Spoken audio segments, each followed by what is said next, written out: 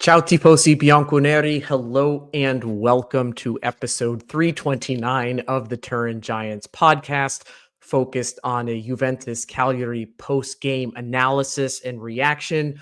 We are coming to you actually live on YouTube, roughly call it 30 minutes after the final whistle blew in the Allianz.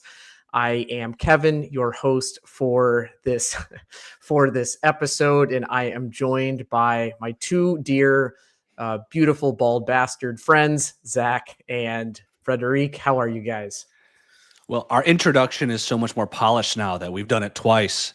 But I am happy that the stream works for everybody, and I'm also happy with a second win this week, a professional win, and that is, I think, exactly what this team needed. Frederic, how are you? I am meh. Meh. All right. Meh.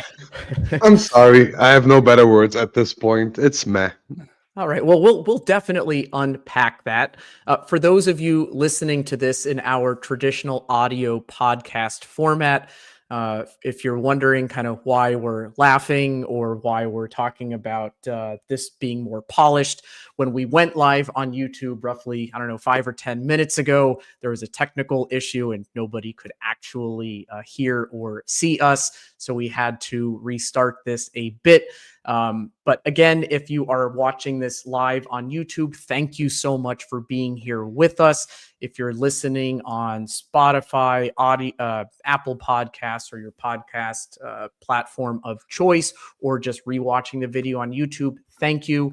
We are grateful that you choose to spend your time with us. There are so many different options for consuming Juventus content, and we're honored that you choose to spend some of that with the Turin Giants crew. And if it would mean the world to us to subscribe, to set alerts, to give us a 5-star rating. We are so close to our 100th 5-star review on Spotify, and we just crossed 600 subscribers on YouTube. So thank you, everyone, for spending this time with us. Now, let's dive right into it. Frederic, I'm actually going to start with you. Can you elaborate a bit more on the meh of your current mindset? You're going to open up that freaking can of worms, Kevin, right off the bat. All right. Let's hear it. I'm very happy with the win, but you'd expect more after the Bodo Glimt game, because we were talking about, the whole turning point issue last Wednesday. And I felt that, we didn't do as well as we were supposed to do. I'm happy with the 3 points, but if you summarize the game, it was, especially in the first half, Kenan Yildiz against the world again. And the changes I was hoping to see, or the intensity that I was hoping to see this game, it didn't happen. So I'm a bit disappointed there, and I'm still figuring out what this is going to mean for us in the long term. I'll take the win, like I said, but I feel that there's still a lot of work to be done, and the progress that I'm hoping to see every game, I'm not seeing it. So I'm a bit negative in that regard. Surprise, surprise. You negative, Zach? Do you have what's your predominant feeling right now? I have to disagree with my good friend here. None of us during the episode with Beppe on Wednesday, he asked us, was this a turning point? We said no, because we understand that this is a flawed team, and those flaws, many of them, are still present today. The difference was, versus today versus in the past, is that we got the result that we wanted, right? You saw a win. Fantastic. You saw Kenan Yildiz, Federico, you called out in the last episode and said shouldn't get an extension. We saw him put the team on his back and score 2 wonderful goals, right? So I think if you're expecting after Bodo Glimt to see a completely new team, that was an unreasonable expectation. The team has made the next step up to get the win against a team they absolutely should have, and we should hope to see baby steps in that right direction as the season continues. So let's actually start by looking at the 11 that went on the pitch today. I think there were some interesting choices, and I think, Frederic, to your point, stemming from the way that the Bodo Glimt match ended with some of the positive individual performances. Perhaps we were expecting that to make its way into the starting 11, namely one of Openda or David starting, which we did not see. Frederic, what were your initial reactions when you saw the starting 11? I felt it was very strange, especially bringing Dusanen, who hasn't trained that much this week due to an injury. And I don't know. I just figured that if somebody plays positive in a must-win game in a Champions League game, and especially the impact they had and the impact for them that game meant, I think you should have brought them in, gave them the confidence that they were so desperately needing. So I think that was an odd choice for me. Um, but I was proven wrong because their performances as subs were subpar. Maybe David a bit more better because he got more playing time, but at the end you could tell that this was a team that it's still in almost the beginning of December searching for an identity. Spalletti still he refuses to play with a four-back line for some reason. We create a lot, but we nearly don't score if it wasn't for Kenan. So these, for me, are all worrying aspects because 2 months ago we were complaining about the fact that we didn't create enough chances. Now we do, but we still can't seem to, finish them off. So it's a double-edged sword here, and we try to bury one problem, and out comes the next one. So I'm a bit at a loss for word at that respect. I think the solution though is simple because we played. There was two notable different ways we played today. One that produced absolutely nothing, and the other way where we got all of our scoring chances. So in the first half, this 3-4-3 played predominantly through the wings. Cagliari, as you would expect, bunched the middle, and we would play out wide. Chico and Yildiz way wide. McKennie wide. Kostic, as always, stays wide. Absolutely nothing came from that type of play in a very slow-paced, boring first half. But whenever we played down the middle, all of a sudden, with these quick passing combos, we created really good chances. And in fact, both of our goals and several of those chances that we should have scored in early in the second half, from the 47th to the 53rd minute, we created 3 clear-cut goal-scoring chances cutting through the middle. And so I think the answer is simple. When we're able to play with pace and in the center of the pitch, surprise, surprise, we've been saying it since Mota was appointed, you can create better, higher quality scoring opportunities. And that's what we did today. So I think you take those positives, you say, this is the recipe for success. Let's improve on that. Let's build on that. And I don't expect it to change overnight. This team has proven incapable of making that type of leap. But what we did see today was them execute in those moments more effectively than they have at the past. And that is encouraging. Yeah, I completely agree with that. I mean, when was the last, aside from McKennie's header that we saw earlier this week, when was the last time we were scoring goals effectively from crosses? We're so much better when there's more vertical play through the middle where we end up creating a goal scoring opportunity in front of the box. Yeah, I think of what Kelly, what was it? It was against either Dortmund or Inter. The last minute, one of the last minute goals, Kelly coming in from a cross. We do not score, despite being second in Serie A in crosses. We just don't score on those very often. So it was encouraging for me to see that type of combo play today against a team that we knew was going to sit in and be a little bit more negative. Yeah, and you could tell by the way, if Kenan dropped back to center, we were very, very, very much, we were a lot more dangerous then as opposed to him sticking on the wing. So that's a good thing. Might I just add one quick footnote? I thought the Cagliari side today was very, very, very poor. Mm-hmm. I knew they were poor beforehand, but I didn't expect them to be this poor because they literally didn't, especially in the second half, almost didn't create anything apart from a few things that we gave away, to be honest. So, I mean, Esposito's a kind of tricky, speedy little player, but That was about it, and a Yeah, couple bright Palestra spots from maybe. full Rune show every once in a while, but other than that, there wasn't much there. No, But let's be real. I mean, yes, they're 1 point above the relegation zone. But we've struggled against teams of all statures to put games away. And so whether it's saying, well, we only won in Bodo because of how open they were, or we only beat Cagliari because of how poor they were, I think that undersells the contribution of our team in order to create these chances, because the goals we scored today were fantastic goals of high passing, quick passing, combination play in the middle to create space. And even though this is a poor Cagliari side, they were pretty structured, especially in the middle of the pitch for much of this game. So I don't want to take away from Juventus's contribution to this win, and maybe accidentally or inadvertently chalk it up to, well, our opponent just sucked. no, that wasn't my intention, but I feel that if you play such a side, which is, a weak side in all regards, and you come out after that, good win, especially mentally against Bodo, I expected to see a team with more resilience in the first half, to be honest, and more fighting spirit in them.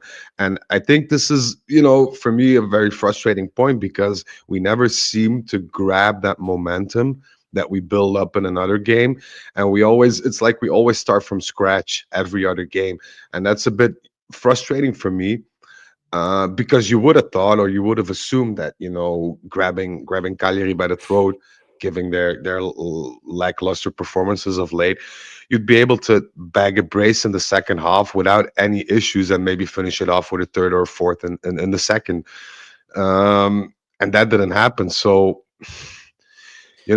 these are the things that worry me for now.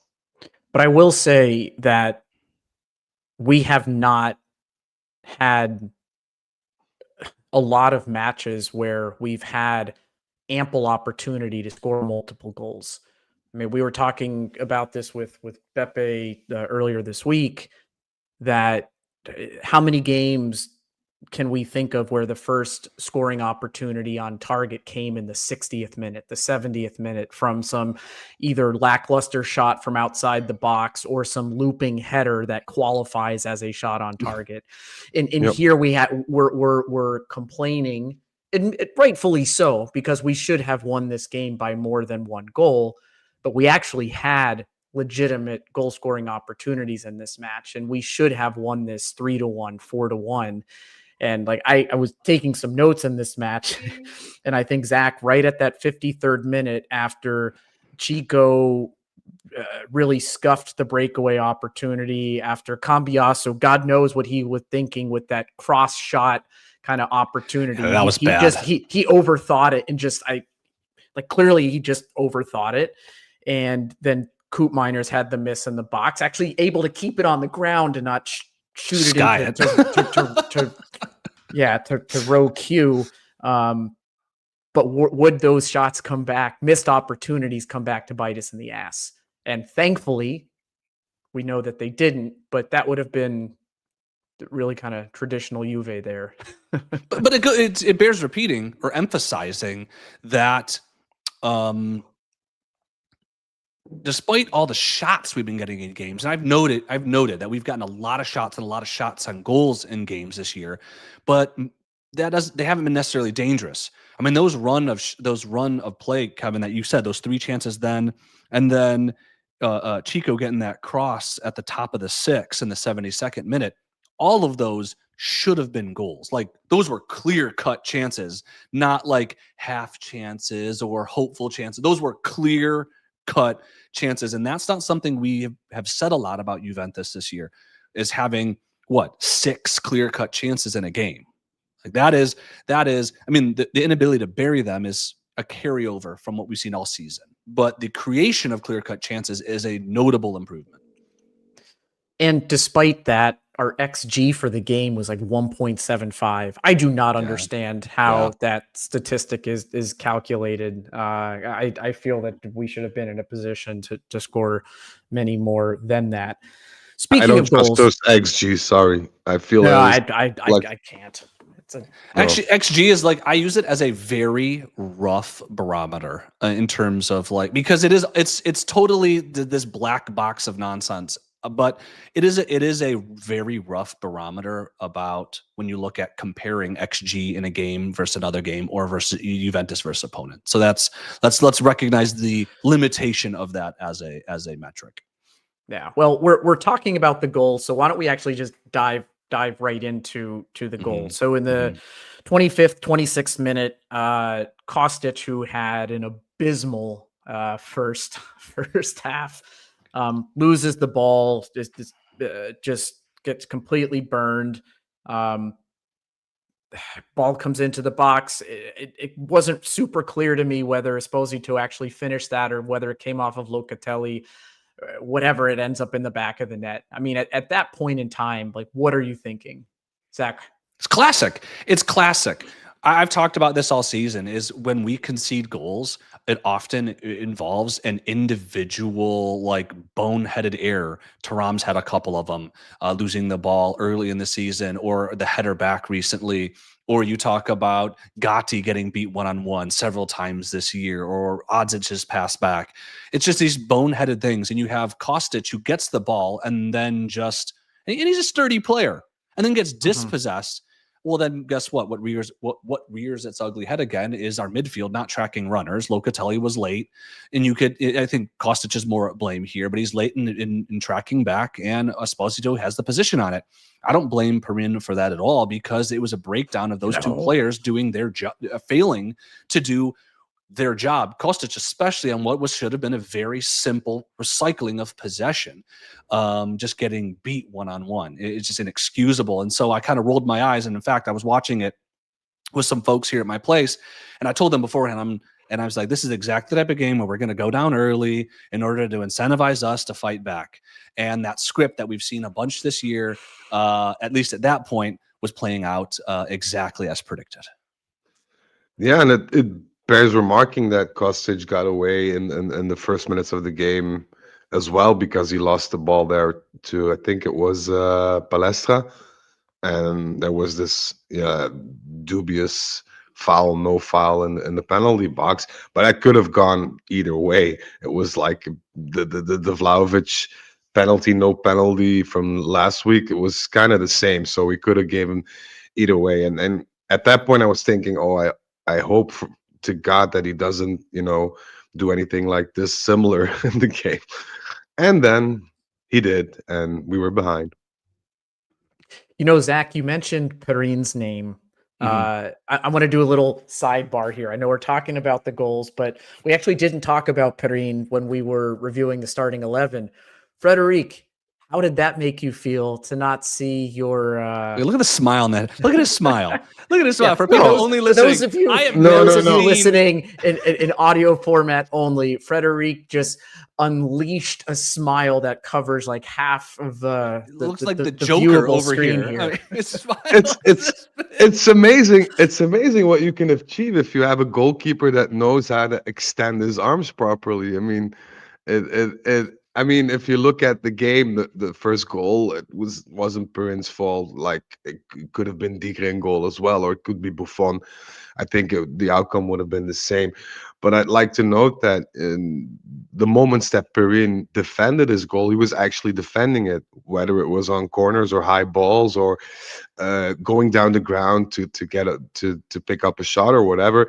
He was very present as a keeper. He commanded some respect in the box, and I think that's what we needed. Now, it's not like Digre lost his place, because he came down with a stomach bug, I think, or so they say. So, but I found Perin as well in the Bodo Glimt game as tonight. I found him to be a lot more trustworthy than Digre. I'm not gonna bash Digre because the guy's sick, so I'm not gonna bash on him the whole today. night. I mean, But the first time all season, he's not going to bash Digre. we'll see if he's back next week or even Wednesday. I don't think he's gonna play on Wednesday. I think that's a game reserved for Perin. But we'll see. But Perin left, you know, at least he didn't leave a bitter aftertaste in my mouth. or his performance didn't, because that sounded really, really wrong. But never mind me. Yeah, well, real quickly, clarification: the next game is the Copa game on Tuesday. Tuesday, Um, yeah, sorry. but he didn't really have much to do this game. Like I said, like you said, probably wasn't at fault for the goal. He had those 2 near post saves. Degray has got beat a couple times this year on the near post, but I don't think this game per se was any indication of or demonstration that Perrin is a superior goalkeeper. I think due to Degray, and I would say struggles. He has struggled. I think it's important to incentivize players by using rotation and in competition for spots to push people to the next level. And Perrian has deserved, I think, his opportunity in the starting rotation, Degray being sick or not. So I am happy to see this because nobody should be guaranteed a spot. We saw that last year for the first half of the season with Vlahovic, which was shambolic. So I think this is important for competition for spots and for the integrity of our team. So we'll see what happens going forward. On that note, I'm kind of I don't know, ambushing y'all, so no need to Here we play go. the scoop tune. But Juventus have made it a priority to sign a new goalkeeper. Well, our fans here in the chat on YouTube for those commenting seem to have a unanimous perspective on playing Perin over Di Gregorio. So just also an opportunity to thank those of you who are here with us on this live. So thank you. We appreciate your comments. We appreciate you spending time with us. We'll try to get to some of the questions towards the end of the episode. So if there are things you want us to focus on or topics we don't get to, please feel free to leave them there for us. All right. So we did our sidebar on the goalkeeper situation. Let's get back to the goals. Thankfully, being down 1-0 only lasted about a minute or so before Yildiz continued his fine form stemming from last match to put the first goal away in the 27th minute. Frederic, do you want to reflect on that one a bit? Yeah, it was like Zach said. We kind of basically need that script, that goal against us in order to rekindle the flames, and we started straight. But the thing that I like most about that goal is there was a second when you thought that Kenan made that step too many right before he shoots, but then with a very nice body feint and almost as if the ball was attached to his feet with a string of rope. He just buried the shot, and it wasn't a very, very easy shot, I can tell you. Had a bit of a deflection as well, but that was the spark, and I'm very happy that we scored that early after that first goal against us, because I think if that would have lasted longer, then we wouldn't be so comfortable. We start getting nervous again, as we've seen in a lot of past showings and in previous games. So I was very happy for us to score that quickly. So it was a nice move, something that came out of midfield, dead and center, which proves Zach's point as well. We're very, very, very capable of scoring and being offensively accurate if we just go through the middle. And we've been saying that for a while now, but I'm happy somebody listened. Yeah, and But then you say as we listen, and maybe I'll steal just a minute here before we get to the second goal, Kevin. Is so you score that goal, playing through the middle, quick passing, and you're like, great, momentum's on our side. We're gonna do it again. And immediately after we score, what was that? The 27th minute. We don't play again through the middle until what? The extra time in the first half when we score the second goal. Which was a little bit frustrating, but once again, that middle script plays itself out, doesn't it, Frederic? Yeah, but also the fact that we raised the tempo a bit and the rhythm of the game made us dangerous, because you saw that, for the majority of the first half, we played subpar concerning our rhythm, concerning the tempo that we or tried to impose on Cagliari, and we couldn't create anything. But the moment that we raised that rhythm, you could see that Cagliari was back trailing, and we had the upper hand. So for me, it's very difficult to understand why you don't do that as a team, why you can't sense that. And that's another indication for me that this team just doesn't gel. Because if you gel as a team, then you get that feeling. You sniff blood, or you can smell blood, and you know when to, as a team, to attack and how to attack. This team just doesn't have that quality. Um, that's one of the things that worries me, because you need to pick your moments, and you need, as a team, to know when you have to perform such actions. And if you rely on the coach to tell you that from the sideline for the rest of the game, then it's going to be very difficult to do that. This is an automated muscle memory thing that needs to develop within a team. And I'm very sorry that this hasn't happened yet. But we got two of those moments today, though. I mean, because I think that the first goal, I mean, I think I'll have to watch the replay, but I think it was McKennie and Kalulu and Vlahovic and Turam with the deflection that where the ball finally landed with Yildiz. I mean, that's defenders, that's midfielders, that's forwards all being engaged in a goal scoring opportunity. This isn't just like a fluke thing where you're either getting it on off of a set piece, or you're winning possession high up the field and just one or two passes and taking a shot. This is orchestrated play from the team, resulting in a goal, which, Zach, to your point, came again close to the first half whistle. Again, with it was Kelly and Locatelli playing the ball back and forth right around midfield. And then Locatelli, the man who everybody says only plays horizontal balls, but indeed has the number one amount of completed forward passes in Europe, finds that incredible ball forward to McKennie, which unleashes the play for Yildiz to get his second. Zach, like, what are you thinking when you see that? It's Mr. Horizontal passing, 17 passes into the final third, 9 of 11 from distance. Mr. Horizontal negative passer.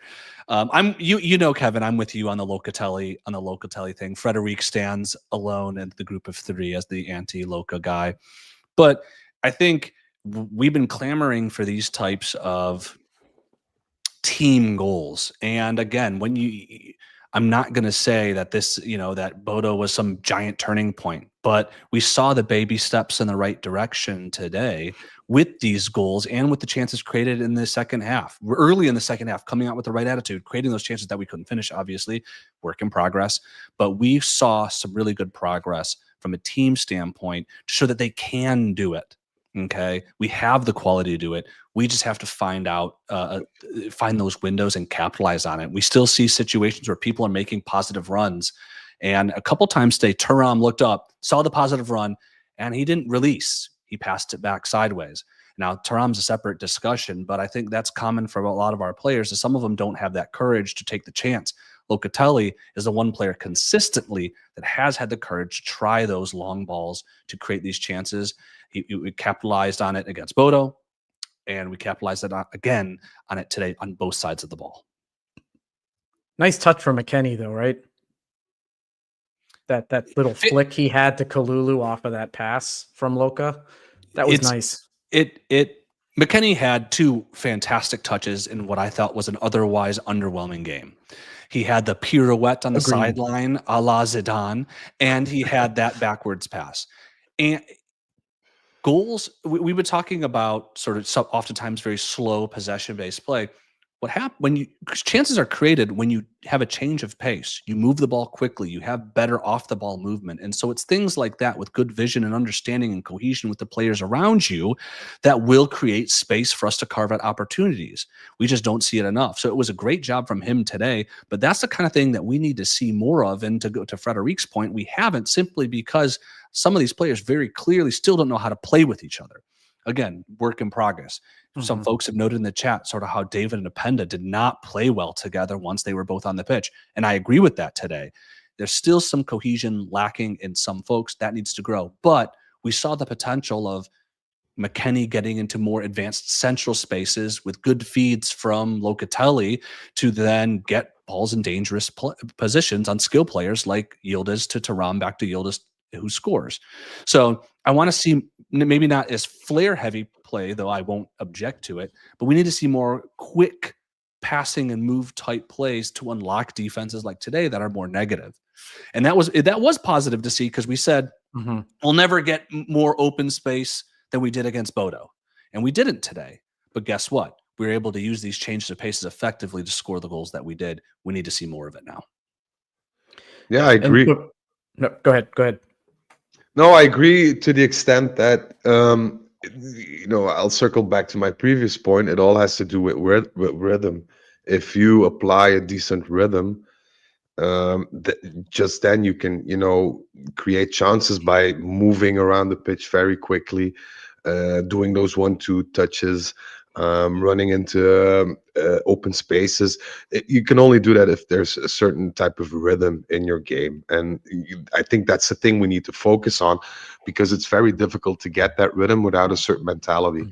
If you come on the pitch foaming at the mouth, so to speak, and you're all fired up, then it's more easy to get into that fast-paced rhythm in order to suffocate your opponents and start with that quick 1-2s, those passing movements that are so vital to us in order for us to score.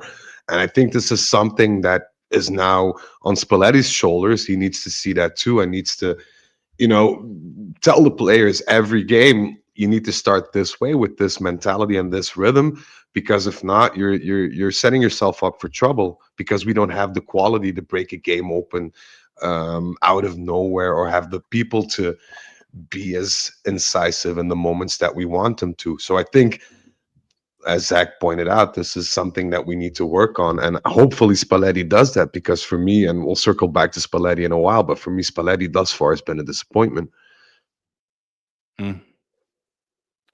Well, let's talk about that for a minute. You made that statement. I mean, there's other players, there's other moments about the game that we want to talk about, but let's not blow past it. What's your perspective on Spalletti's first 6 matches? What are we at? 3 wins, 3 draws so far? Is that right? Yeah, 6 we haven't games in? lost under him. Yeah, we haven't lost under him yet, so that's a positive. But I just expected Spalletti after this honeymoon period to, be a bit more Spalletti wise, and do the things that he's known to do and what he's good at. And albeit a change of formation if that's necessary, but also the things that we know Spalletti for. And you see some points because we're playing more offensively. I think the last 2 games there's a bit of more oomph in our stride, but up at this far, there are more things. I have more question marks about some of the things that he's done, like the substitutions or the starting lineups, and the non-formational changes that have my mind a bit boggled at this point. I was hoping for him to be more himself, and this is something that we reiterated with Tudor, I think, as well. We didn't see, I think, the Tudor that is the real Tudor, and we're waiting now for what is it, 7 weeks, 8 weeks on Spalletti to do the same, and I'm hoping he'll do it because we need a radical course change. So I'm a And bit the disappointed in comment that on the regard. non-formational changes, how much do you think can be attributed to the Koopmeiners situation, and that he's found a position that works for him as a player? And given our lack of center backs right now, do you think he's sticking with this just based on the resources he has? It's a bit strange because if you look back at Koop's pass at AZ Alkmaar, he played in a back four as well. So if he can, give us these performances in a back three, he should be able, in theory, to give the same performances in a back four because he's used to it from his time in the Netherlands. So I don't think this is the reasoning behind it. I think, and I could be wrong. I'll probably be wrong here. I think Spalletti is a bit overwhelmed by the pressure and is not that prone to taking risks in this moment, because let's not forget he has a contract of like 6 months. And I think he feels comfortable now with playing it safe because we haven't lost on the rim. So in that regard, he's right. We haven't lost yet. We had some draws, but we haven't lost yet. And I think to him, not losing is of more importance at this point in the season than trying to win with something with a drastic overhaul. Because if you do a drastic overhaul and it backfires, it all comes down to you as a coach. Because if we would have Mhm. played with a back four today and we would have drawn or we would have lost, then it would all come crashing down on Spalletti's head. So I don't think he feels comfortable yet in making these decisions or taking these risks yet. But I'm hoping that he will at a given point in time. See, I see the same thing you see, but I take a different angle on it because I don't see it as a hesitancy to take risks. I think I see it more systematic. Is don't change too many variables at once as you evaluate the team at hand and as you work with them to make micro changes to get more out of them. We talked a couple games ago that the new coach boost was gone. And so that's usually when you see more of the hard games. We've won our last two. We've scored 5 goals on the last two. We've created more consistent chances in our last two. You're seeing patterns of play for like an open play goal creation of to the tune of what 5 or 6 clear cut chances today. Granted, we talked about the level of opposition and how they played, which might play to our favor, but that doesn't stop the progress we were seeing because under Tudor we couldn't buy a goal scoring chance despite the shots that we were getting. We certainly couldn't buy a goal. So I think with Spalletti, he's taking a more systematic approach. Don't change too much. This is clearly a flawed team with players, some of whom have clearly struggled with the pressure of playing at Juventus and everything that goes with it. So let's not go too crazy. I mean, you say No, he doesn't take risks. What was the starting lineup against Bodo? That was kind of a risk, and that he had to correct, right? And he did, and yeah, we won. So I think he's feeling out the team from more of a systematic approach than necessarily a fear of taking risks approach. yeah. You make very good sense, and it's a good and valid point. But I also think that if we were to have another midfielder, I think he'd try the back four earlier. I That's don't the think point. he's comfortable. I don't think he's comfortable with midfield. I think he feels that he needs to reinforce the midfield due to the lack of quality, or let's say, If you went to a 4-3-3, what with the players we have and who is healthy, how would you line up, Frederick? But that's the issue, Kevin. I think you can't. yeah, Like that's the problem. You could Frederic could come out and we only have 3 midfielders to really choose from realistically, but you have Moretti who's still getting back up to speed. He very much struggled in the starting role for much of the Bodo Mhm. game. Okay, he's been fine in his substitute appearances. Taram still out of sorts, right? McKenny has mhm. proven that his touch isn't reliable in the middle of the pitch consistently. So I don't think you can play a 4-3. You don't have the people unless you throw Well, Cambiaso in I there. I mean, You, but you, let's play it out though. I don't want to dance around or kind of justify why you we have can't to do it. at the How end of would the you line day, up? you'll have to choose between, in my opinion, if you play a three-man midfield, you'll have to choose between either McKenny or Moretti, and I think um, our coach values McKenny a lot, but also sees potential in Moretti, and that's why he's choosing this formation in order to combine them for some minutes of the game. Because make no mistake, I'm not the biggest McKenny fan, but if you take McKenny away from this midfield, the whole midfield will crumble. Because Locatelli does what Locatelli does. Is it good? Is it bad? That's not for me to say at this point. But if you have a midfield consisting with Locatelli, Thuram, and let's say McKenny, you have no creativity. You have no attacking resources. McKenny can do a back heel all of a sudden, or Zidane pirouette, but that's not something that is into his playing style. You need McKenny for those kilometers, for the set of lungs he has, and recuperate the ball and pass it to somebody who knows what to do with it more of the time. But you don't have that. Were we to get a midfielder in January that ticks all the boxes that Spalletti wants, and if you look at the past, Spalletti wants somebody who's good with the ball, who's very good in one-touch passing, who's creative, but also can, if need be, go to war in midfield defensively. if we get somebody like that, then I think after a while that Spalletti will say, okay, we'll drop McKennie out of the starting lineup, and I'll put my guy, whoever that will be, in.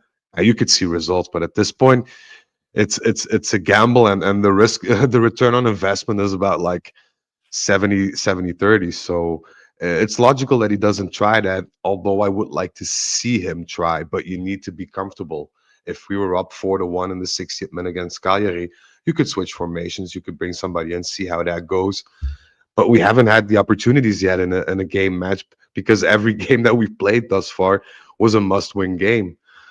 So that speaks in his advantage. But I'm hoping for that reinforcement in January and a revision of the formation, because I think with a three-man midfield, you're more inclined to play through the middle, because your wings are not missing, but are not as effective, and then we can stop with those stupid crosses in the box.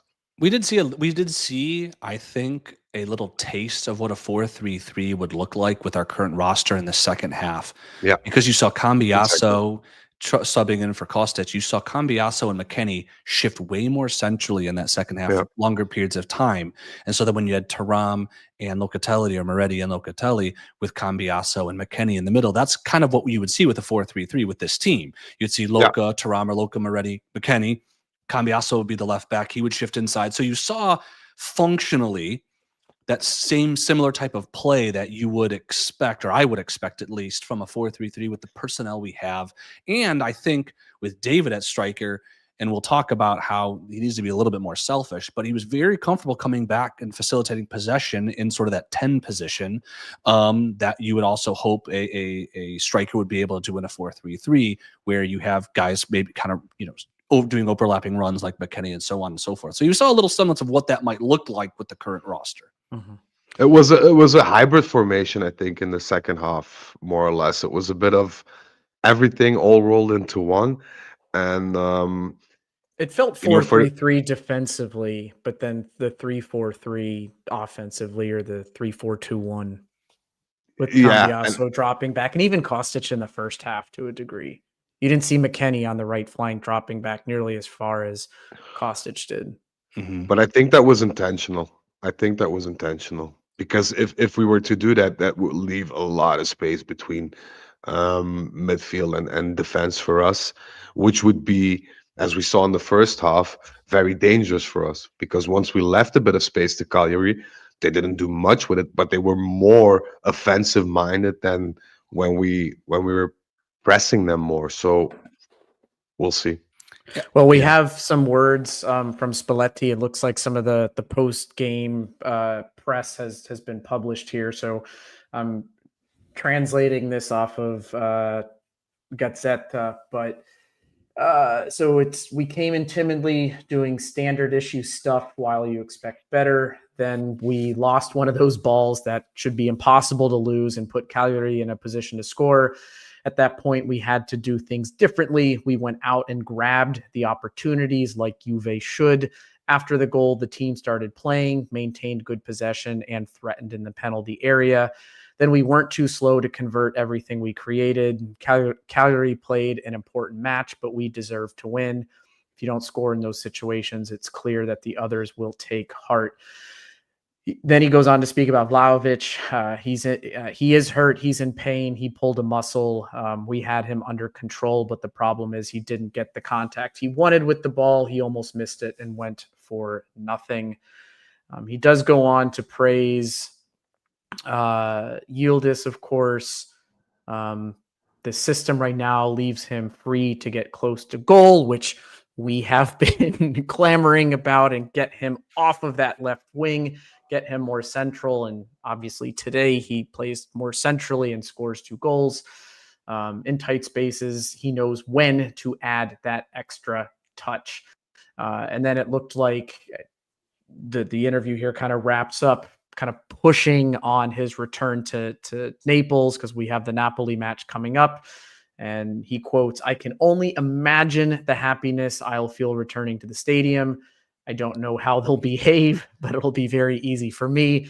That will be an entertaining one. We won't spend too much time talking about that game now, but that is certainly one to look forward to.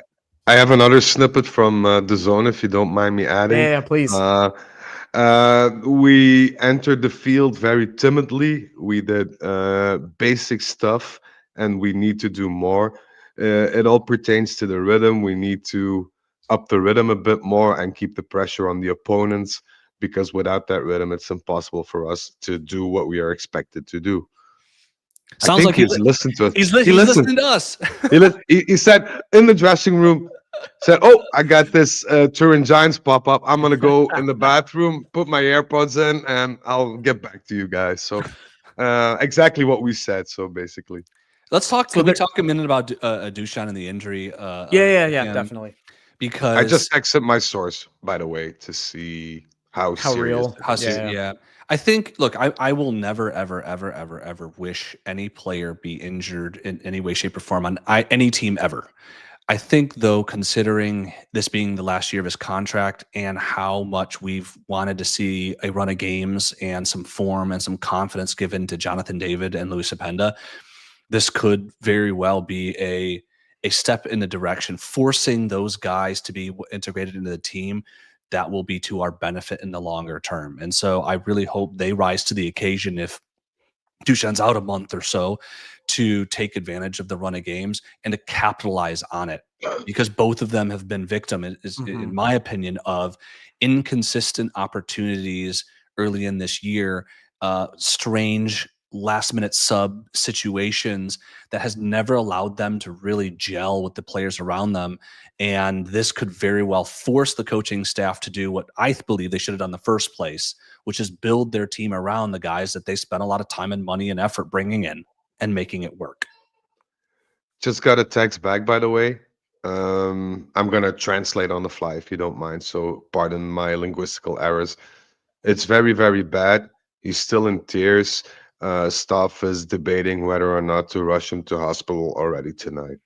Oh goodness. It looked like it was groin. Is it groin? It's it's a groin injury. It's a adduttore. It's the groin, and I think it's the same side that which he had that pubalgic infection on.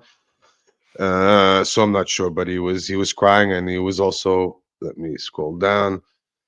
He said to some players, I'm in a hell of a lot of pain." Yeah, So you it doesn't never look- like to see that stuff, but I think as a team, it's going to force them to build around the players that we brought in to make a difference.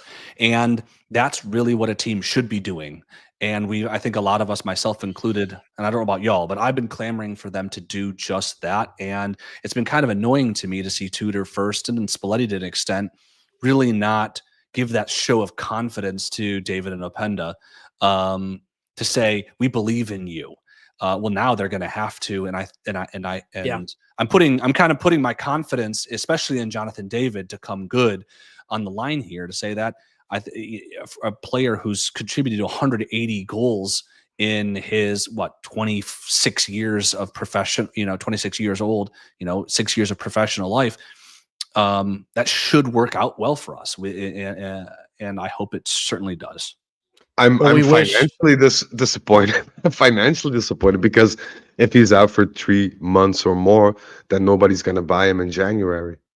Meaning, if he Absolutely leaves, not. Yeah, Yeah. absolutely. he'll not. leave transfer free in June. So I don't know. I'm sorry, Vlau. I don't mean to, but given the aspects of a potential transfer, I think this is very important. And We're thinking of the club, and if I if it's think- if it's that bad, I don't see him making an entrance before the new year. So I mean, if it's a pulled muscle, or even worse, a torn muscle, then he'll need surgery. well, we at a player level wish him a Mhm. speedy recovery. Certainly don't wish that upon anybody. I think, Zach, you bring up some very valid points that does force us to kind of make peace with some of the bets that we made with the players we brought into this squad, to integrate them properly and start to put them in a position where we depend on them. There's a few other players who I think we should talk about in their performances, players who have been brought up actually quite frequently here in the YouTube chat, but also just they merit some perspective. So what I'd like to do, Zach and Frederic, is just kind of little bit of rapid fire. I'm going to give you a player, just offer kind of your perspective, good performance, what to expect, but let's keep it kind of tight. Zach, let's start with you and Conceição. Conceição, dude, he is one of the most polarizing players on Juventus. Back when he was still on loan and we were addressing the question of whether we should buy him, I said yes. But I think in the minority of the Turin Giants crew at that time, because one simple fact, he creates something out of nothing, which is a rare talent in today's world. Despite his flaws, he, for much of this game, was the most consistently dangerous player on the pitch. Despite Yildiz' 2 goals, Conceição was rearing up more frequently, creating dangerous chances. And I think he was a great contributor to today, and I think he is going to continue to be a great contributor over the season. I think what he desperately needs is Jagrova to be healthy more consistently, to provide different layers of threat from that position. And that will only work to make him more effective in my position as you have change of pace substitutions. Start with Jagrova, bring in Chico, and vice versa.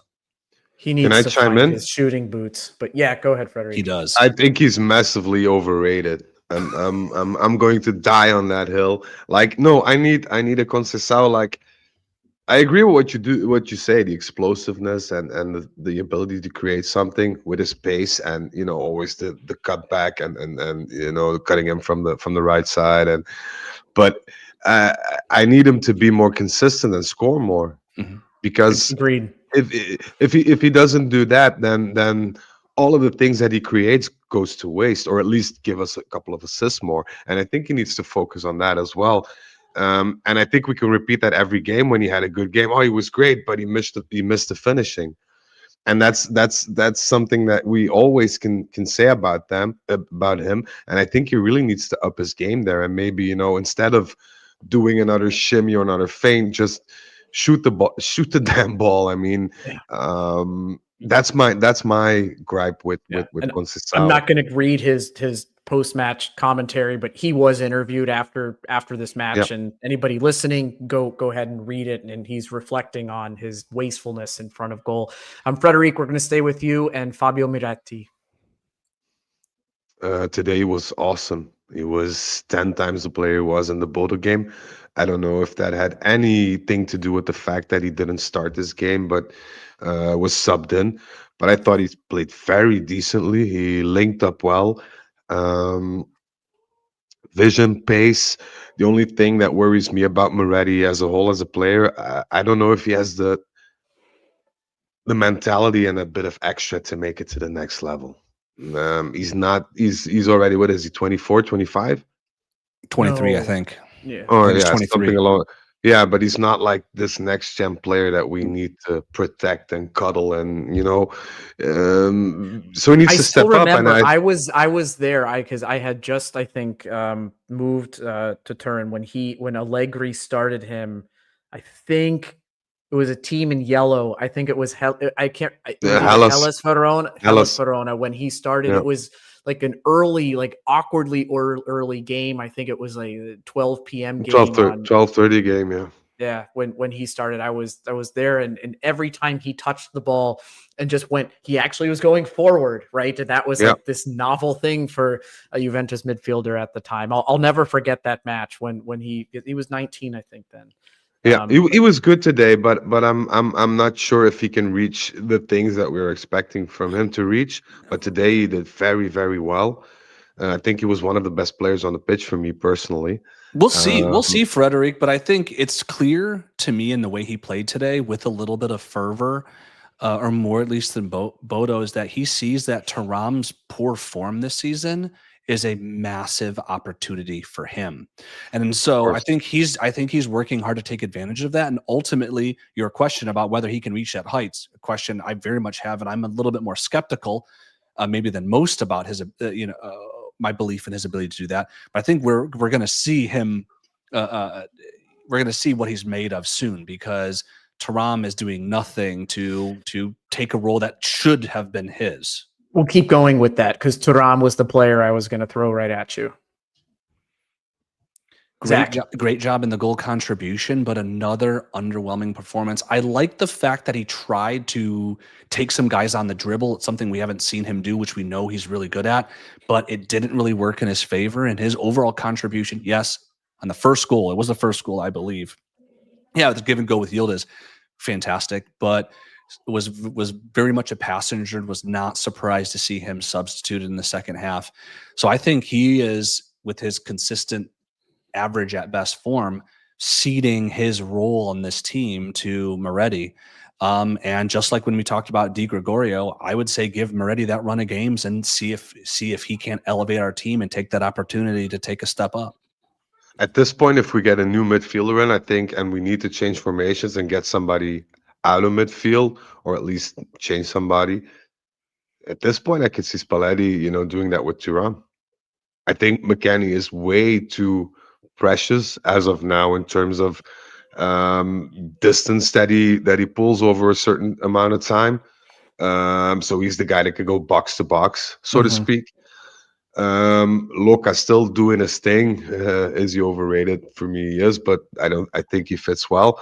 And then if you have Moretti, who we spoke about earlier, and who could make a good contribution, then it's going to be between Moretti and the potential new guy. And I think then Thuram falls short. So which is kind of a shocking conversation, I think, given how high we were on him as the season ended. He's got it all, dude. He hasn't proved it.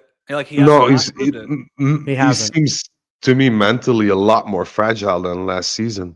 It like he's playing with like bags of cement on his feet. Like we didn't see any of that last season when he would just pick up the ball at the edge of the penalty area and go to the other penalty area and dribble half the team or give an assist or whatever. He doesn't seem to be in that mental state or have that confidence right now to pull that off. And that takes a lot away from his overall performance, because that's what we bought him for, I think, for those massive bursts a la Pogba to the other goal. And if he loses that, then his contributions, they don't matter that much anymore, sadly. Frederic, I want to stay with you. Just a couple words on Jonathan David. He started well, I think, given the fact that was a surprise substitute due to the injury of Vlahovic. And I think that's what helped him. He wasn't expecting it. He just had to dive into the pitch and start, and he did that very well, I think. He was a bit chaotic at times and sloppy. And I wish he just shoot the ball, though. I just feel like he's trying to give. He's like trying to be too. I don't know. He's like overthinking the last play. He's passing it too much. He still lacks a lot of confidence, and I think for a player like Jonathan David, it's going to take 4 or 5 goals for him to regain that confidence that he had at Lille, for example. Now he just wants to do well, and he's overthinking it because he feels the pressure and he feels that he needs to step up, and that makes you question yourself at times and makes you take the wrong decisions as a striker, because as a striker you always need to shoot. You need to be selfish. You need to go for that goal. He's just not comfortable with that yet. But I think given the injury of Dusan, that he'll get his playing time or more playing time that he had in the past, and I hope that he'll come good, because I'm with our good friend Zach on this. I think if we unleash him and he unleashes himself mentally, and we have a good player. But that's also a double-edged sword, because if he doesn't from this point up until, let's say, June, then it wouldn't make sense to sell him, because if the turning point then has not been met, then you need to question what he can provide to the team. But I want to rewind over the summer while Frederico and I were pounding scoop episodes of the transfers and whatnot. We did a scoop review of Jonathan David signing, and we noted that one of his big weaknesses as a center striker is that he takes proportionally so many fewer shots than other strikers. And so this is passing is part and parcel to his game. He's got a lot of assists, but we said we need him to be a little bit more selfish. This was back in July, Frederic, and I think we're all in agreement, everyone in chat and everyone on this panel, that in moments where he's at the top of the box, try to get that split second or that little space to take the shot instead of always passing it. We're paying you what 11 mil gross a year, not only for your passing, but also to take those chances as well. When I thought about this last night, as a matter of fact, when Del Piero and Trezeguet played together, the first 6 games were appalling. They didn't find each other, like, in nothing. All of a sudden, it clicked after a couple of games and practices together, and I think this could potentially happen with Openda and David as well. But they need that nurturing ground. You can't just expect them to sub You heard them. it here first. David in Openda, the next Del Piero Trezeguet Copia. I compared. I actually, when we did our scoop review about Openda, I think I compared him to Tevez. You did. In terms of playing style, and I stand by that. I still think he has that same playing style. It just doesn't come forward because he needs that momentum. And I think we need the pendulum as a whole to swing in favor of that momentum. And the Vlahovic injury could be a blessing in disguise in that regard. And I'm rooting for it because they need to come good because we invested a lot. We invested a lot in those players. David played a lot better before Openda came on, in my opinion. Still, little bit too selfless. But I mean, he released Chico in the breakaway, which, gosh, when was the last time we scored a freaking breakaway, guys? So frustrating. But we don't need to go down that rabbit hole. Once Openda came on, him and David could not seem to find each other and seem to agree on what they should do. Openda, instead of running the corner, just passed it to the center, maybe thinking David would be there, coughing the ball up in precious time for Cagliari to have a counterattack. So those two clearly are not on the same page yet. I still feel that if you don't want to play Yildiz as a 10, and I think that's the consensus amongst the coaches that we had up until now, if you insist on keeping Yildiz on the left, for the love of God, try Tridente with Yildiz on the left, Openda on the right, and Jonathan David in the middle. Because I think Openda can be of great value on the right. We'll finish the player discussions here. Zach, I'm going to cheat a bit and just the whole back line. So Coop, Kelly, and Kalulu. Just your assessment there. I think they found a nice little. We found a nice little back line. Not the back line we really expected when we came into this season with Bremer coming back from injury and maybe seeing Gatti improve, but for the first time, and I would say this spans the last few games, for the first time all season, lately, I haven't been fretting our defense as much as earlier this year.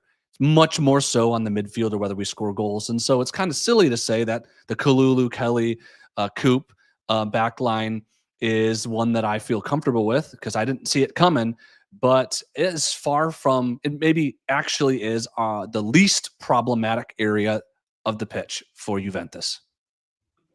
Very For tidy. now.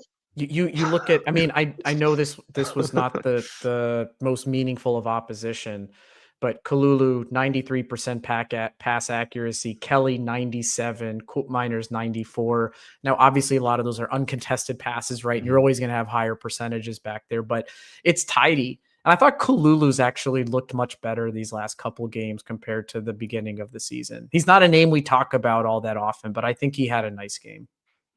He last year he did all these roaming runs and was way more involved, I think, in the offensive play, where for much of the season he was number one in progressive distance passing and dribbling, which was crazy. This year he's definitely been a little bit more behind the scenes, but when you don't talk about goalkeepers and defenders, that's usually a good sign. And Kalulu has really put no foot wrong, in my opinion, for this season and has been very tidy. Keep in mind, we started playing him for much of this year as right wing back, okay, in an awkward role for him. And he has done, I think, the job asked of him with aplomb. Maybe not materially affecting us scoring more like he did at times last year. But from a backline perspective, that's not really what we need from him. And for his contribution defensively in the possession play, he has been solid, and I will take that when looking at some of the other issues that we have. It's very surprising, and it's not, I think, something that happened by chance, but it's very surprising that two players that we can, you know, put up there for the competition of comeback of the year are two players that are currently sitting in our defensive back line right now, which are Kelly and Koopmeiners.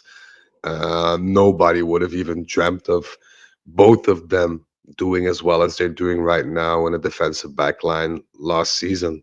I sometimes have to pinch myself when I see Cope controlling a ball and playing it in very tidily with the perfect amount of weight and speed on the ball and things that he didn't seem to be able to do in midfield. So I'm actually rooting for the guy right now as an individual, and the same Yeah. with Kelly, because for me, Kelly and Zach agrees with me. We've talked about this many a times. For me, is the comeback kid of the season, and it's amazing how much.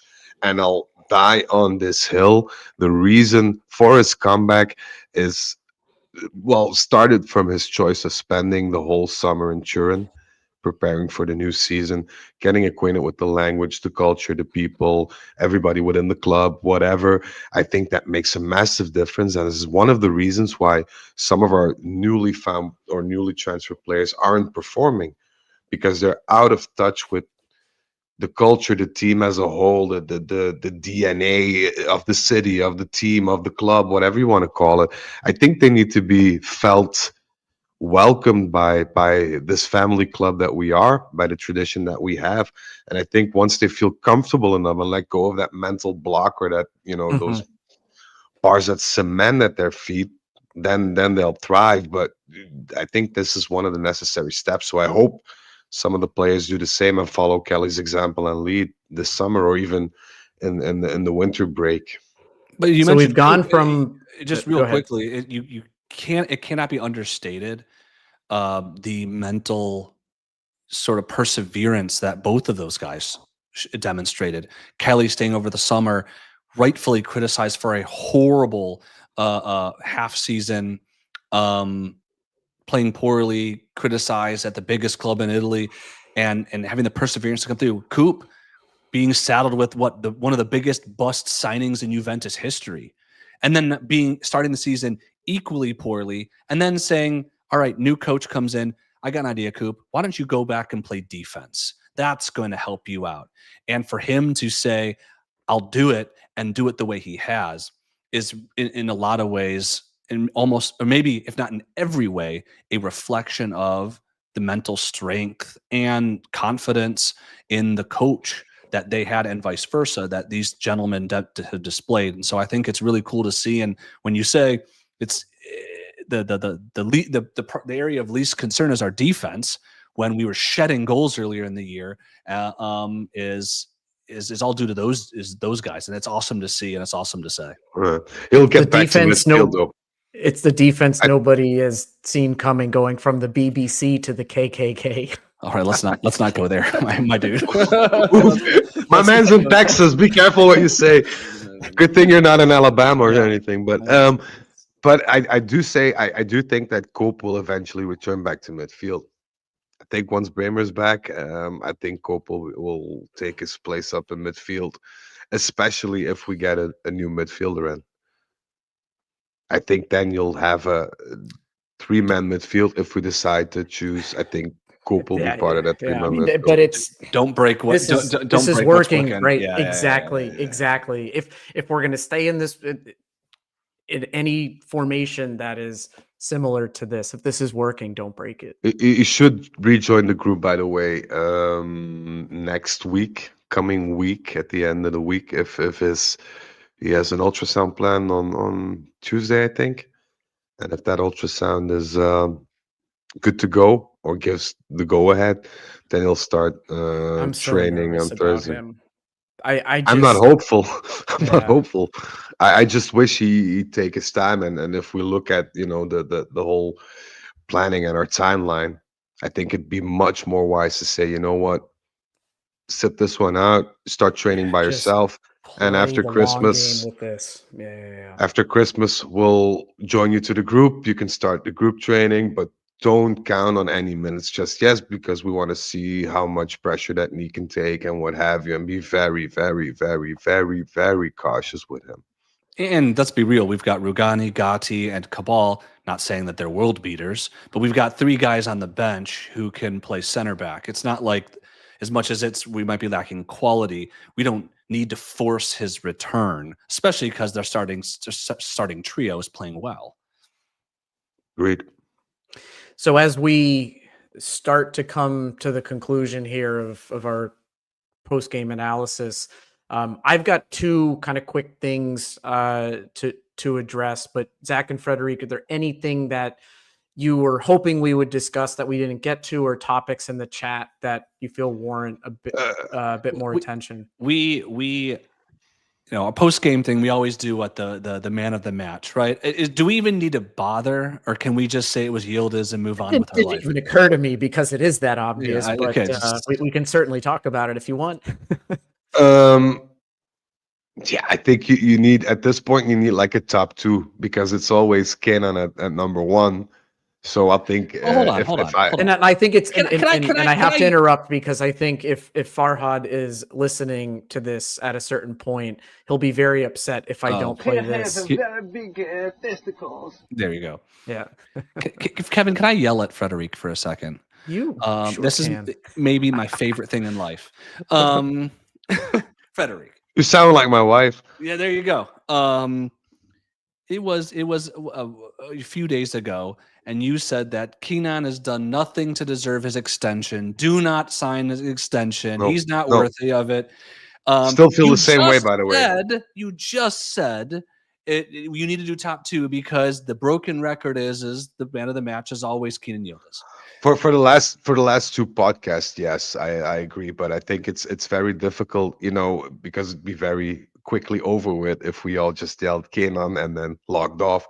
So for the sake of argumentation, I'd rather have a top two. But I stand by my point. I think that if and this is a big if because I don't know the intricacies of the negotiation, but if it's true that Kenan is asking for more than 7 million net without bonuses, and he is under contract until 29, I think, then you need to wait a bit. I don't feel that he deserves that, neither, because let's be honest, Vlahovic doesn't, and then David for now doesn't either. But hold your horses, I'd say to Kenan. So your issue is not the extension per se. No, it's the amount no. of. It's if you put it in relative terms, like he's played 110 games with Juventus right now. He scored 19 goals or 20 with today's second, 20 goals. So is that a good statistic? Is that a bad statistic? Or is that a statistic that, makes you pay a player 7 million without bonuses? Because if you add the bonuses, it'll be close to 9. I don't know. I think we have to be 7 million though. 7 million is where the majority of our first team players' salaries reside. He is unequivocally a first team player, right? If you judge him on the broader statistics over 100 games, let's be real, the vast majority of those earlier ones were garbage substitute appearances, right? Yeah, but and so he's tied for first on our team in goal contributions this year. It's very clear that the team plays better through him. Just because he's younger seems weird to deprive him what regular starters or key players of our team are making.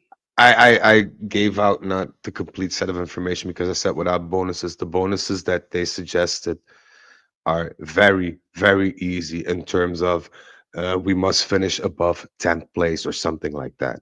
So these are joking bonuses just in order to fiscally have more advantages for him. So it's closer to 8.5, 9 net with those jokingly bonuses added, which I feel is unwarranted at this point. But That's So another who's number discussion. two? Who's number two Okay, behind we're me- going back. Jose? We're going back to number two. Sorry, We're going sorry. back. I'm voting Miretti today. I think he played well. I don't know if it's enough to put him there. My opinion. It was nice to see his performance, but Zach, give me another name. I'm going to go with Locatelli. His contribution in the passing game and being number one in defensive actions on our team meant that he did all the necessary two-way dirty work to help us facilitate and hold on to this victory. Yeah, I can see that. There I it can is. see There, that. No, there it is, Kevin. For those who don't have the video component, Locatelli is the player on the back of my kit today. You chose poorly, my friend, but for today, I chose il nostro capitano for questa stagione, but I mean that was the right. other thing I wanted. That was one of the two things I wanted to bring up because Locatelli did hit his 200th appearance for the Bianconeri today. 200 might seem like a lot, but honestly, like Rabiot still has more appearances than Locatelli does for Juve. So, I mean, that number will continue to improve. He's a very polarizing player. For those of you who did not listen to the episode we had with Beppe just a couple days ago, we had a very healthy discussion around how Locatelli is viewed by Juventus fans. Can I shoot one question? Maybe not sure. just to you all, but also the chat, because it was interesting for me to find out if we were offered 50 million for Luca, would you sell him? 50 million for Locatelli. Mm-hmm. I mean, the inclination would be yes, but with all that money, we've talked about this: is who do you bring in? Can you bring in players that do what he does for our team, and or a parallel role for that type of money? I think midfielders, you're going to spend more money. He's our captain. He is, with his long release balls, the only spark of creativity from our midfield right now, and so that he's wearing a few hats. I would be inclined to say yes, considering his age, his profile. But I would want to see that short list. The financial answer is yes, because that's more than what he's worth. Okay, let's say we bring. I have no confidence in the club being able to fill. No. But let's say for argument's sake, we bring in Bernardo Silva on a free transfer. But that's apples and oranges in terms of what role they play. Yeah, I know, but he'll reinforce midfield. I think Silva. I think they'll push him more centrally. Times, but I know you're fishing for an answer, and I think the financial answer is what I want to know. But knowing how our management staffs our squad, I would struggle that they would be able to do that. What my question was referring to is: are we able to substitute Locatelli from somebody from within, position wise? No. Is it a good idea, for instance? No, our midfield is horrible right now. It's very thin. It's begging for people. We talked about it's begging for someone to step up because Thuram hasn't. Our hope is in Moretti, a player that I've been vocal about, where I have serious doubts of whether he'll ever grow into a Juventus level player. Like, that's what our midfield currently is. Taking out Locatelli, even for 50 million, which exceeds his value, it would put us in a world of hurt because we don't have a midfield. Then he does it all. He does the long balls to be offensive. He does all of the defensive dirty work to protect our defense.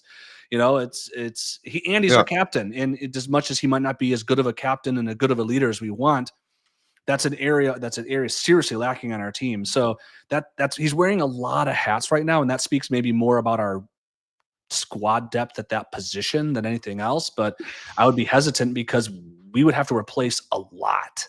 Yeah, with that 50 that million. was my point. That was exactly my point, because a lot of people know that I'm very vocal about Locatelli and his underwhelming performances in my eyes. But I'd say, and I think this has to be the benchmark for the future in terms of transfers, if we decide to sell a player, regardless of the name, regardless of the position he plays or how long he plays at Juventus, I don't care. If we decide to sell him, we need an upgrade. Signed and done. Like, I can't stand Locatelli, but if I have to, take the risk, as Zach said, to sell him for 50 million and bring in somebody from, I don't know, the Swedish second division to replace him, and spend like 30 million on that guy too, then I don't see the added value. So I think, Yeah. and I hope that, we can all be, in our assessment of transfers as objectively to say, like, if we do something transfer wise, money wise, then it needs to be worthwhile, or else it's not worth doing it. And that's why I Uh, would, given the current situation and our track record with transfers and purchases recently, I think that would be yeah, a because pretty poor I, s- idea. I see the name Ederson also appearing in chat and online. He can go for 30 million. That's a And blatant lie. I don't want any more No, Atalanta I or I don't even Fiorentina want I players don't even coming want a anywhere near the bowl city of of Turin. pasta out of Bergamo anymore. Like, I want nothing. I no, keep him. But if Ederson goes, then it's probably for around the 50 to 60 million Yeah, he'll mark, go for a which lot to more. me, Yeah. which for me is a Zidane player kind of money. Even though the market's crazy, I think 60 million, you need to invest in somebody who you know for sure that has certain added value in your team. And I'm doubtful about Ederson, one, because he's Ederson, and secondly, he comes from Atalanta, which makes the risk even that much higher. So I'd stay Yeah. away from him. But if somebody chooses to pick him up, it's not gonna be for 30 million. Well, Fred, we'll see. We'll see what. Ask you again once my GoFundMe for Patrick Berg gets up to 5 million. It's at €12 and Well, some pocket lint, but I just deposited €5, by the way. oh, okay, 17 We're euro close. We're pocket close. lint. We're getting close to our Patrick Berg amount of 5 mil, but then maybe my answer will change. Who knows? I don't know the tune. Patrick Berg is a real name on the list. He Hey, has been. He has been since Kamoli stepped in, basically in May, I think. And And the now, Freddy Scoops performances, with the scoop. He's the best in the business, see?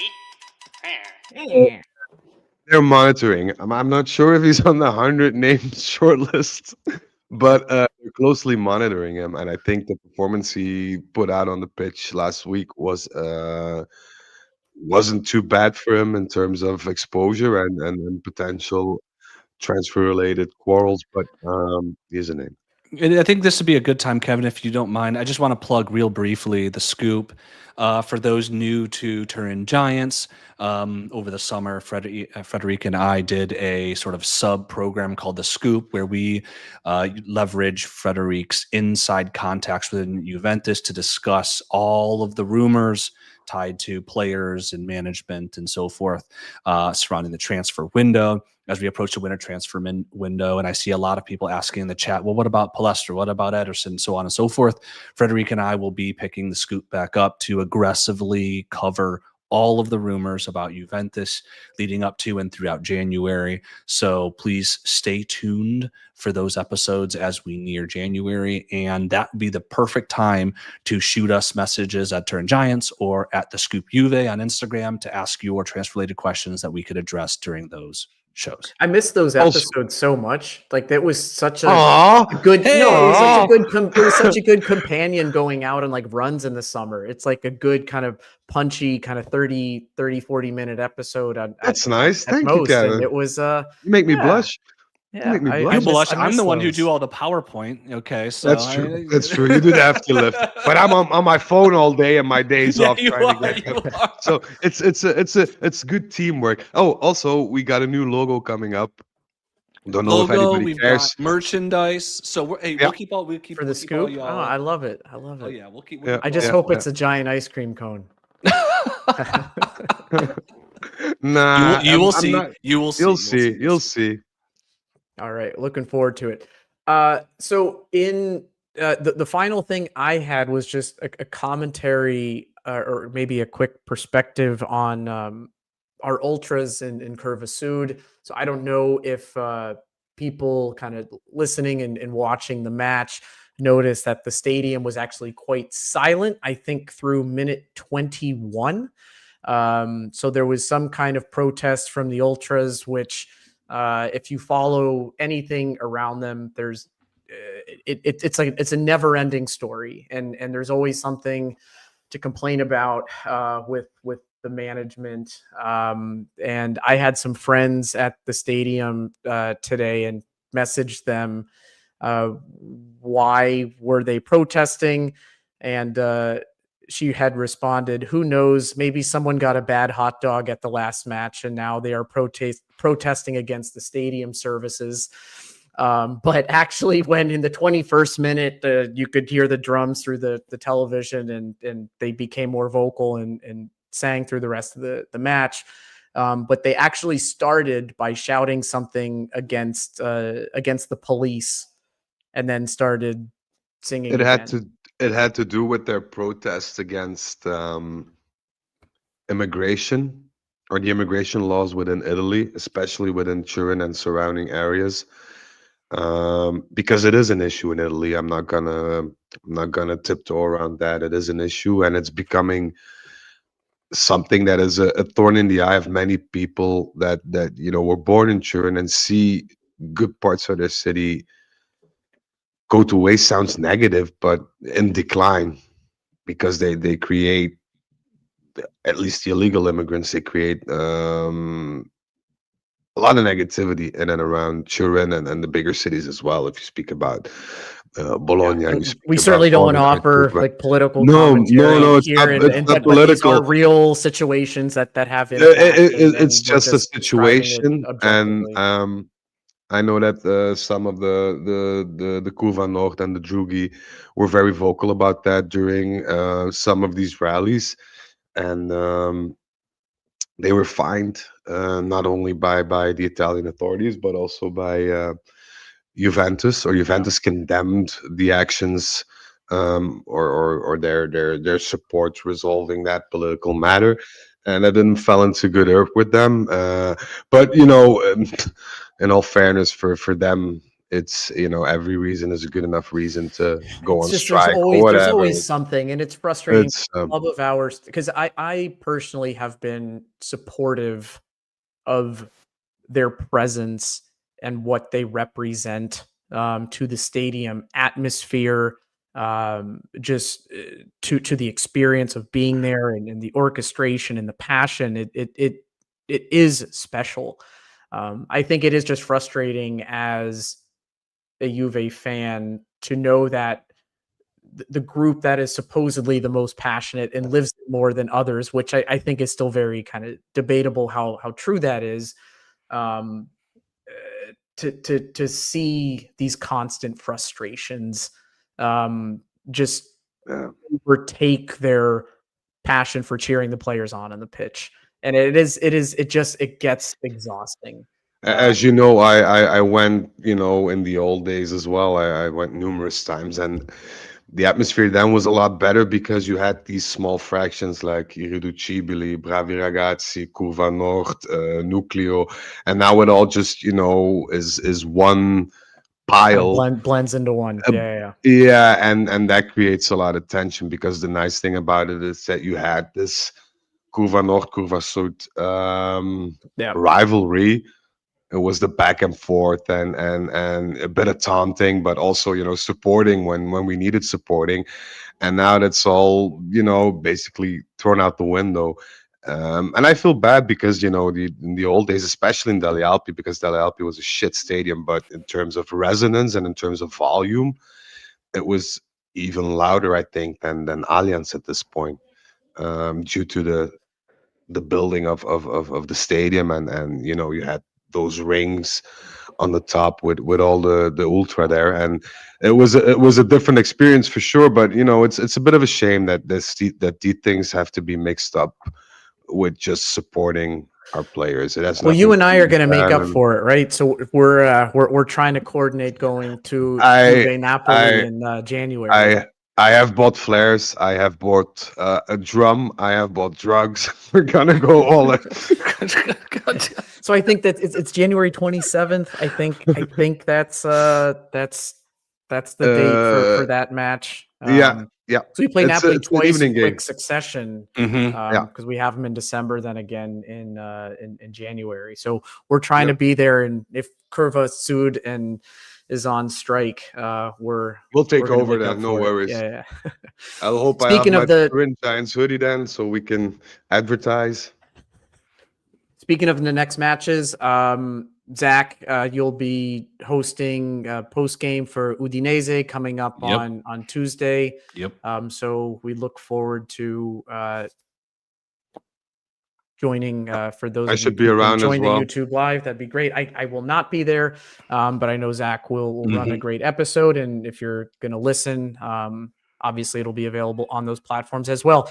Guys, anything else that we need to touch on before we bring this one to a close? I think we did it. I just want to thank everybody who joined us in chat. Y'all are always so much fun and amazing.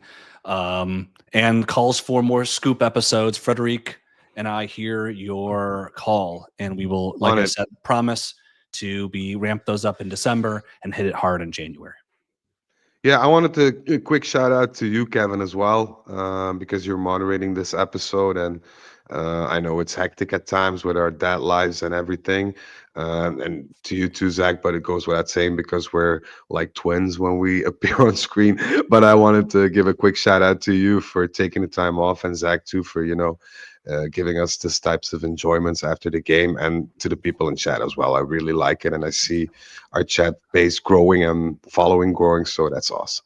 By the way, actually, I'm so glad you said that, Frederic. I've been meaning to say this, Kevin, to you, and I keep forgetting. Recently, I went back. So my first episode on Turin Giants was episode 250.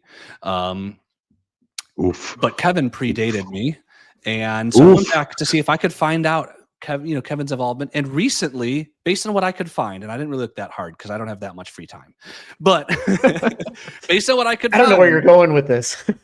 very recently, Kevin, you have completed 50 legitimate Turin Giants episodes. How about And that? I want to applaud the contribution that Kevin has had from stadium interviews and Instagram content to being a wonderful host and co-host and informative member of this team. So Kevin, thank you for now. I think it's like 53 ish contributions to Turin Do you know my Giants. count? Do you know my No, count? screw you, dude. I don't care about you. This is Well, about Kevin. thank you. I'll I had no remember idea. that.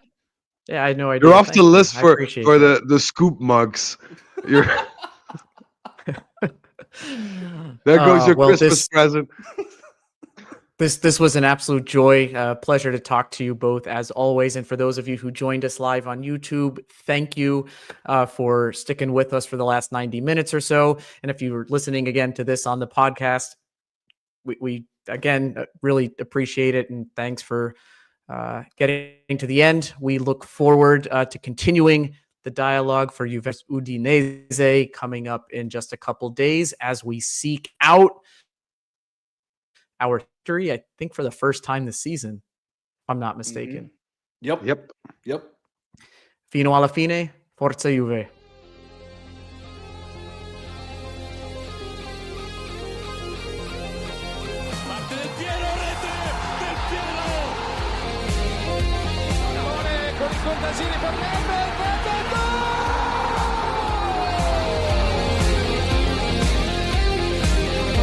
Conclusione in rete, Andrea Pirlo, un gol pazzesco! Del Piero, gol! Alex Del Piero! Li può calciare Pogba, rete! Un gol incredibile! Pogba fa esplodere lo Juventus